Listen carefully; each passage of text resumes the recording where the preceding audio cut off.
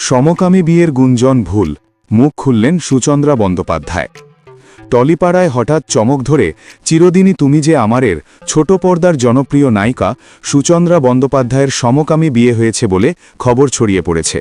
অভিনেত্রী রিয়া দত্তের সঙ্গে এই গুঞ্জন ছড়িয়ে পড়েছে সোশ্যাল মিডিয়া ও সংবাদ মাধ্যমে।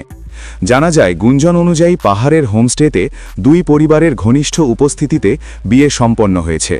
তবে এই খবরের সত্যতা নিয়ে দ্বিধা ছিল দর্শক ও সমালোচকদের মধ্যে। অবশেষে অভিনেত্রী নিজেই বিষয়টি স্পষ্ট করলেন। সুচন্দ্রা বলেন, এটি সম্পূর্ণ ভুয়ো, আমি কোনো সমকামী বিয়ে করিনি। অনবৃপ্রত গুঞ্জনের কারণে বন্ধু ও পরিবার ক্রমাগত যোগাযোগ করছেন। এখন আমি নিজের ব্যক্তিগত জীবন নিয়ে মনোযোগী থাকতে চাই। অভিনেত্রী স্পষ্ট জানালেন, এই ধরনের গুজবের প্রভাব তাকে ঘিরে থাকা সোশ্যাল মিডিয়ার চাপের কারণে কিছুটা ক্লান্ত করেছে।